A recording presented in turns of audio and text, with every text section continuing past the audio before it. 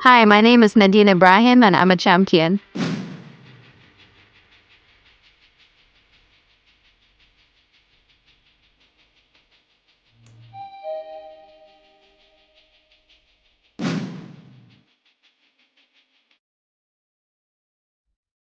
Hosting a roundtable session on gender equitable storytelling powered by CC Hub. I'm very excited to speak with the industry professionals that we have today.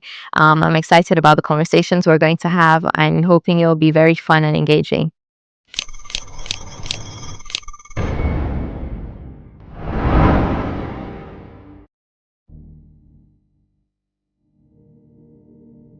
The participants for today should be expecting a very fun and engaging conversation about gender equitable storytelling and how it's impacted their work and also how they're telling their stories. In an industry where stories shape culture, Nadine Ibrahim is intentional about what and who gets seen. As the founder of Nyla Media, she understands that storytelling is more than entertainment. It is power. It decides whose humanity is centered, whose complexity is explored, and whose voice is amplified. Through filmmaking, Nadine pushes beyond stereotype. Her work, like Beyond the Veil, does not flatten women into tropes or side characters. Instead, she creates narratives where women are layered, ambitious, flawed, resilient, and fully human.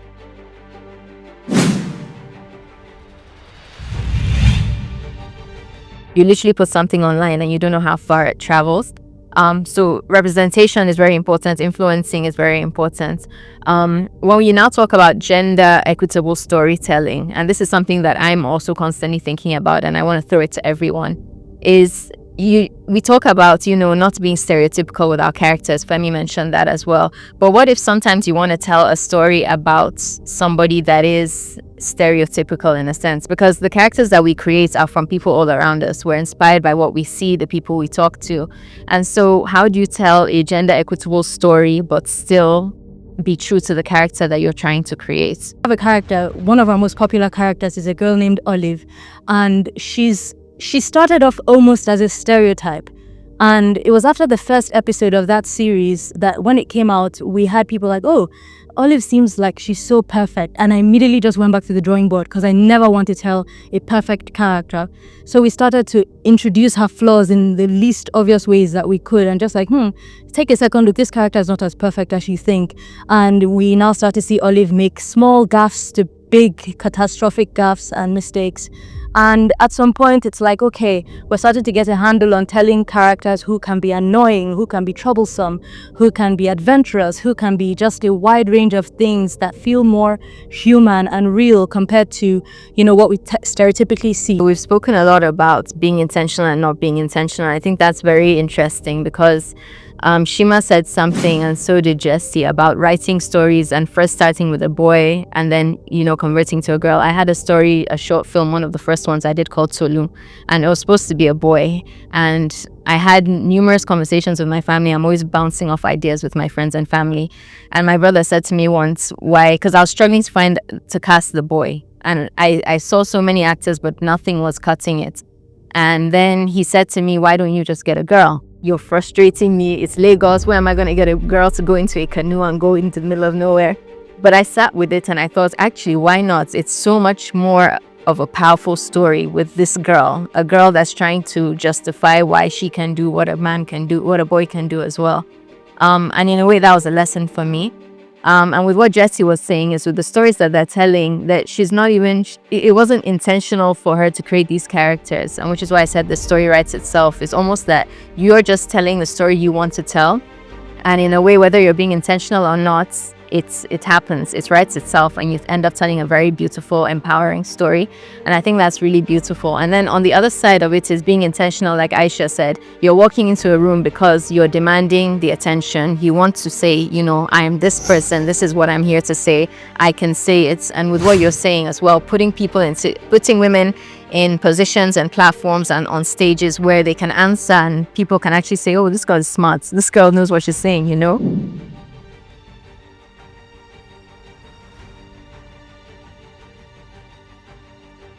it's a great time to be a champion right now because we're highlighting very important issues through the work that we do, and media is such a powerful tool. So being in a position where I can use my voice and my narratives and my work to, amplify certain voices is a great time to do this.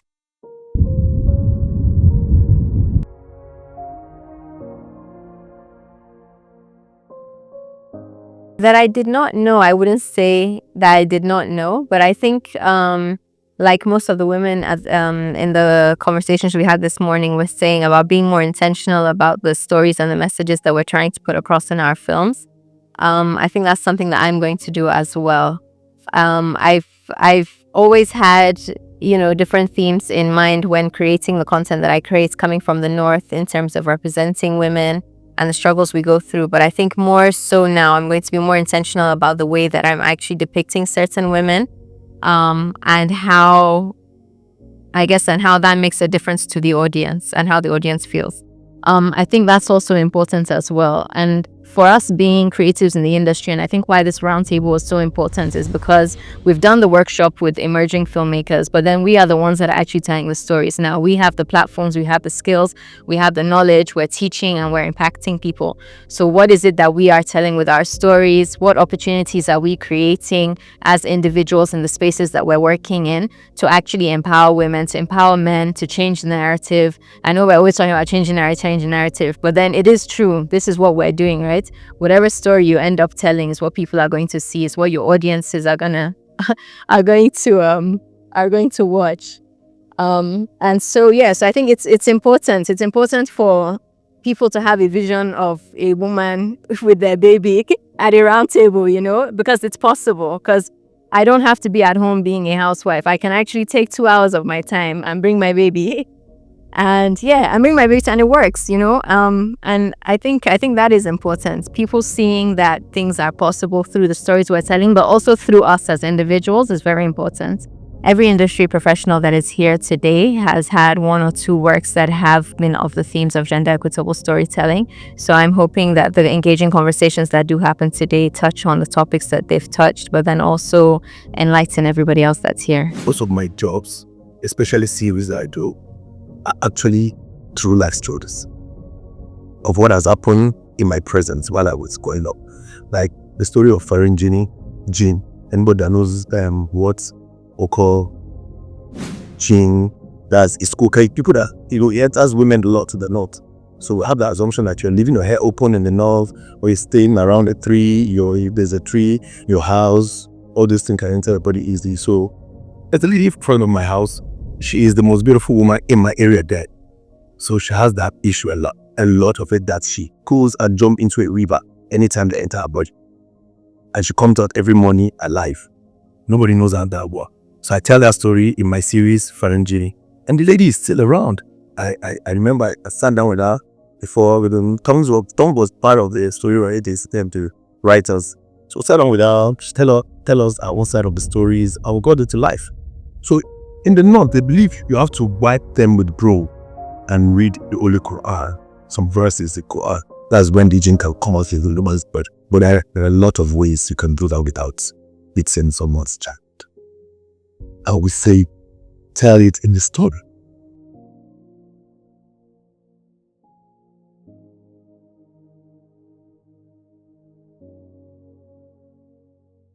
Well, I mean, starting out in this industry, being young, and being a woman and being a director and a producer already in itself was just a formula for disaster for me on sets, because most of the people that we were hiring were men, but not because it was a choice to just be men, but because there weren't that many women that were trained in the field. Now we're seeing more and more women come up to say, they're gaffers, they're DPs.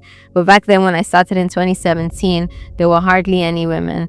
And for me, being the boss on sets was such a challenging issue, because then it's a person of authority that's a female and that's younger than most people on set.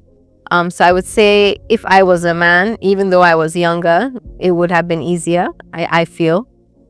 So yeah, I would say being a director, producer in that capacity, being a female and having to run a male-dominated crew is quite challenging. So what's the challenge? They don't listen to you, or they would like, what's the... Yes, I mean, there were certain sets that I would go on and I would speak to the DP and he would literally just do what he wanted to do. And or I would overhear conversations in the background of people saying, do I even know what I'm saying? You know? Or they, like in Pigeon House, they'd say something about you, but they don't think I understand.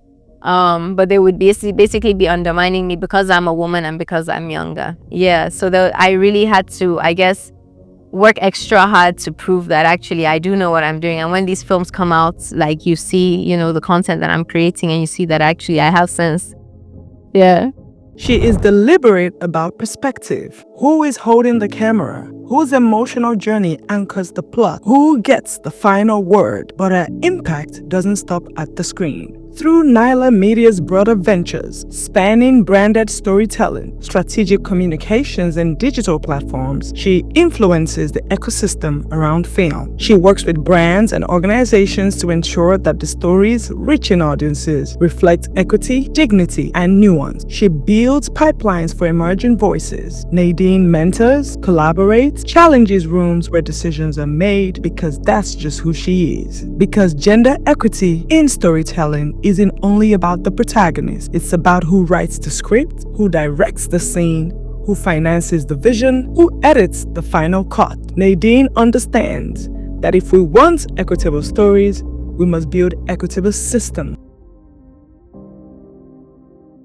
So what we're doing here today is a gender equitable story workshop that highlights gender equity in storytelling and engages emerging filmmakers on the topic and how they can achieve telling stories in a gender equitable way.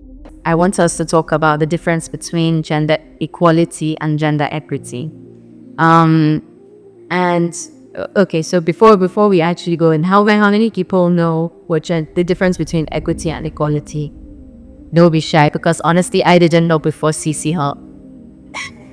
Okay, so before I did the workshop with CC Hub, I had an idea about what gender equity and equality was, but I didn't really understand it, right? So I think there's a difference between understanding it and just knowing what it is.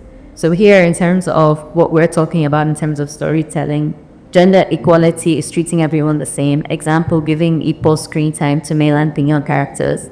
Gender equity is giving people what they need to succeed based on their unique realities. For example, creating opportunities and support for women filmmakers who face systematic barriers. Right? So why does gender equitable storytelling matter? Going back to gender equality and gender equity, right? With gender equality, I believe you could use that as an excuse to say, okay, well, we allow people to, we allow women and men to apply for the jobs, but they're really getting the jobs. So even if we have 50-50 in the room, are we actually looking at everybody as an individual or just as a group, right? So when you talk about gender equity, we're talking about the nitty-gritty and the individualization of everybody, right? So with gender equitable storytelling and why it matters, it reflects media and reinforces gender norms. Underrepresentation equals invisibility. Positive portrayals open minds and markets. Media influences perception, behavior, and policies. This is something we've spoken about through the music already. Women are often underrepresented of stereotypes, which we've also highlighted.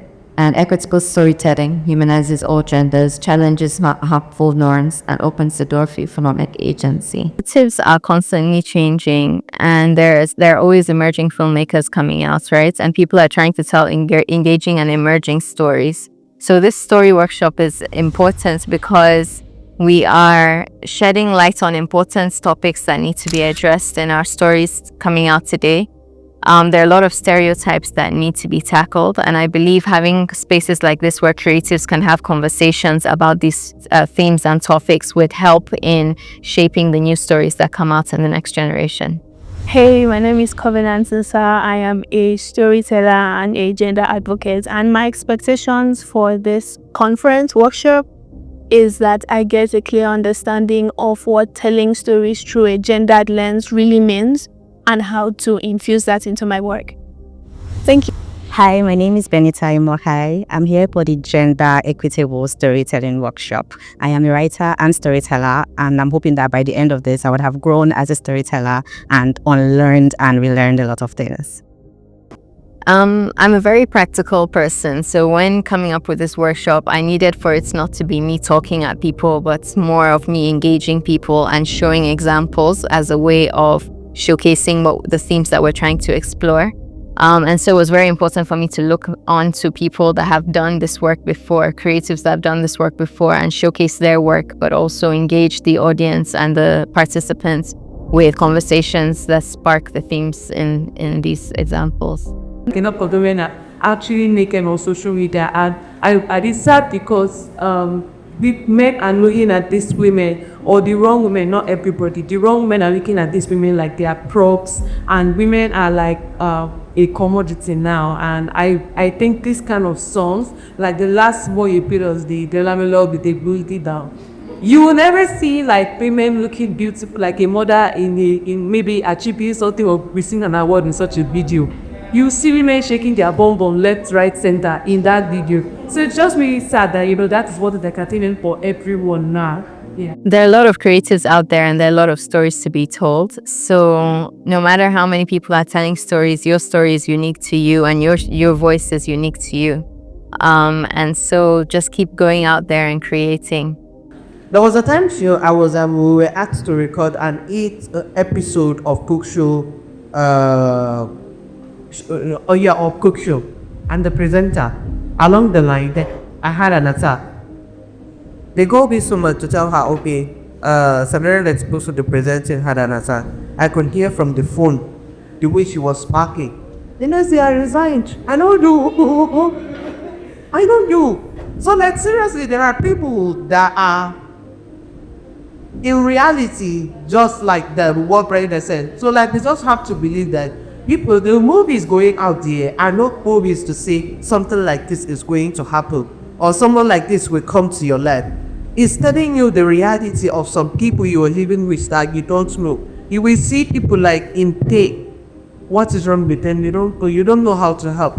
Most of them is from work. Like the type of courses they like have to deal with every blessed day. You just don't even know that what they are going through. Some people don't even sleep because they are thinking, if I sleep now, I will be late for work. I don't know what I'll want to make. Like it's just something. It's a reality we have to come back to and believe that it's happy and we must do something about it. Thank you. We all have something we can relate to in this conversation that we've had, right? You all have the experiences through which we can actually point out and say, okay, yes, these songs we listened to or this situation that happened actually relates to this, right? And what the takeaway is from this is that the stories that we tell through our art matter. They shape the way people see gender roles. They shape the way people see power and respect and all sorts of important topics that you should be talking about, right? And so it's important for us to keep that in mind when we're actually going through our creative processes. I think if they leave inspired, that will be amazing. If they leave knowing something they didn't know before, that would also be amazing. But also what's important is the networking aspect of things. There are always creatives trying to network and create content with other and collaborate with other creatives. So I hope they were able to meet people that are like-minded and people that have the same stories that want to be told, and they can collaborate after this. Like we said at the beginning of this workshop, right? There are different stories that people want to tell, and you can't exactly put everything in a box. You can't exactly be an NGO trying to tell these kind of gender equitable stories and filling it up to the point where nobody wants to watch and we kind of lose interest, right? So we have to think about interesting ways that we could get our message across that doesn't sound too preachy, but is also entertaining and engaging. So your role as a storyteller is to choose whose stories you want to tell. So whose story are you trying to tell, and why are you trying to tell it?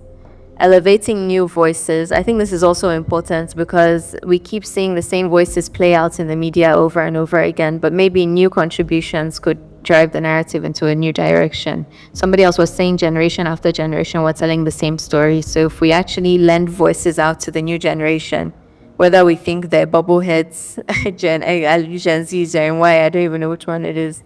But if we actually open our hearts and our minds and listen to people that are younger than us, people that are older than us, then we could potentially have new ideas.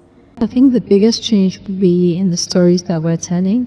I think the stories will definitely evolve into something that we don't quite see, especially with our characters and stereotyping. I think, and I'm hoping the more women get leadership positions, the more opportunities they will create. But not only create the opportunities, but create avenues for trading. Because you can give women opportunities, but if they don't know how to do the job, they're going to fail at it, and then they're not going to get the opportunity again. So I think the training aspect is very important. It's not just about giving a woman a platform, but also about empowering her so she knows how to do that and work well. Because if she doesn't do it well, we're not going to get it again. And it's just going to be a cycle of nonsense, we see. So yeah, for me, it's important to treat it about the opportunity, but it's also about training her to be able to live up to the expectations and that opportunity. Hire inclusively, this talks about behind the scenes, right? So when you're creating your teams, who are you actually putting on your team? Who is in your corner? Are you actually thinking about representation? So this is also something you need to think about.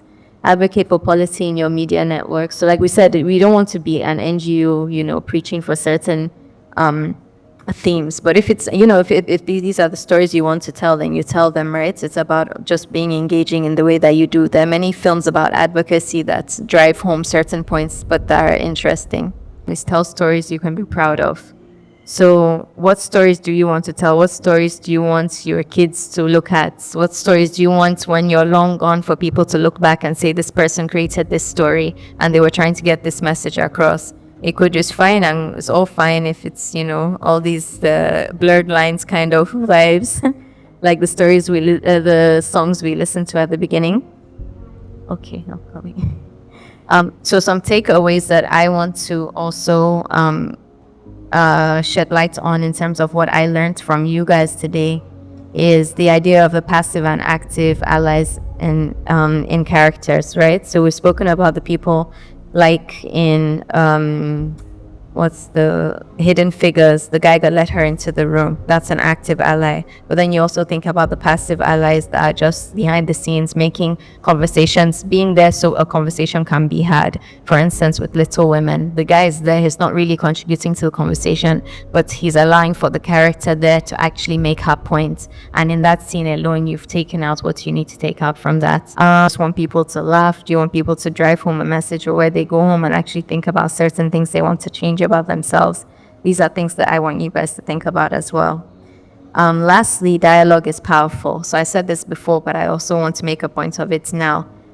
You can have a whole film that is just about comedy straight through, but you could have that one scene or one line of dialogue that is very powerful and people hold on to that for the rest of their lives. There are many films that do that, and I think if you study them enough, you could actually come up with really powerful narratives. So you could tell the stories you want to tell, but just think very deeply about the nitty-gritties of it. So, the details, whether it's in the fashion, in the costume, in the makeup, in the dialogue, just think about the details and the little things that make up a film as opposed to the whole thing.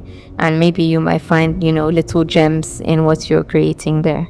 Yes, I'm very happy with the way the events turned out, because the feedback after the events was amazing. People were inspired, people learned a lot, and most importantly, they were engaged throughout the conversations that we were having. So I'm very happy with the way it turned out. How work sits at the intersection of creativity and strategy, where art meets access. And by occupying both spaces, Nadine expands what is possible for the next generation of filmmakers, especially women, navigating industries that have not always centered them. In every project, every partnership, every production, she asks a quiet but radical question. What does this story make possible? And in doing so, she moves gender equitable storytelling forward, not as a trend, but as a standard. This is why Nadine Ibrahim is our champion.